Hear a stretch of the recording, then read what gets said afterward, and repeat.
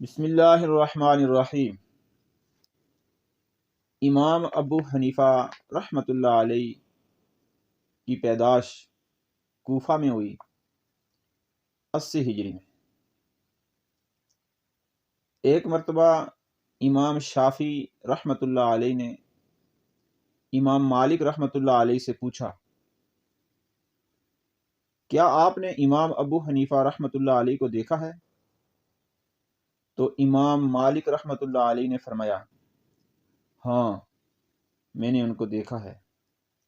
وہ ایسا شخص تھا، اگر آپ سے اس ستون کے بارے میں، سونے کے ہونے کے بارے میں دلائل دیتا تو آپ کو یہ بات ماننا پڑتی کہ یہ ستون واقعتاً سونے کا ہے۔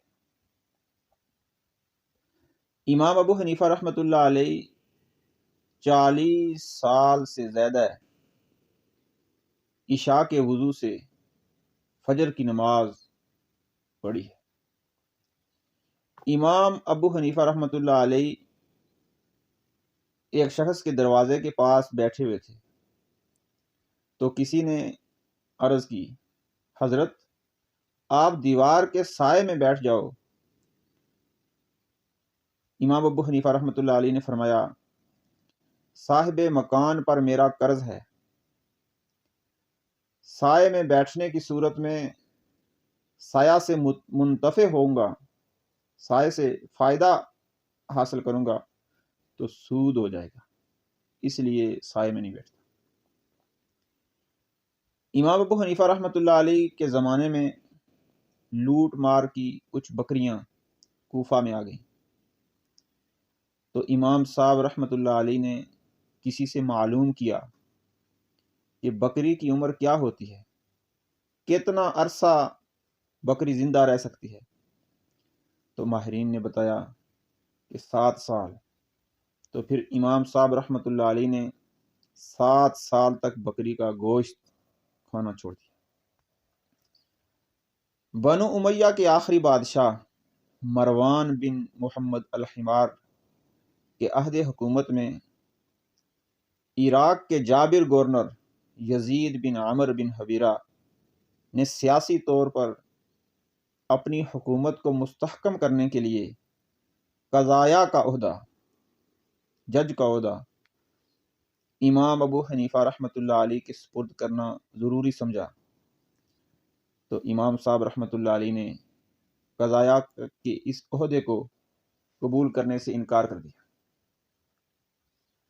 جب بنو امیہ کی خلافت ختم ہوئی تو عباسی خلیفہ صفاح کے بعد ابو جعفر منصور نے امام صاحب رحمۃ اللہ علیہ کو ننگا کر کے 30 کوڑے سزا دی۔ خون امام صاحب رحمۃ اللہ علیہ کی ایڑیوں پر بہتا رہا۔ جو ہو بے درد اس کو درد کا احساس ہو کیوں کر، جو ہو بے درد اس کو درد کا احساس ہو کیوں کر، ستم گر کی بلا جانے ستم سے ہم پہ کیا گزری۔ امام احمد بن حنبل رحمۃ اللہ علیہ جب امام ابو حنیفہ رحمۃ اللہ علیہ کی سزا کو یاد کرتے تو رو دیتے اور ان کے لیے رحمت کی دعا کرتے۔ امام صاحب رحمۃ اللہ علیہ کی وفات 150 ہجری میں ہوئی۔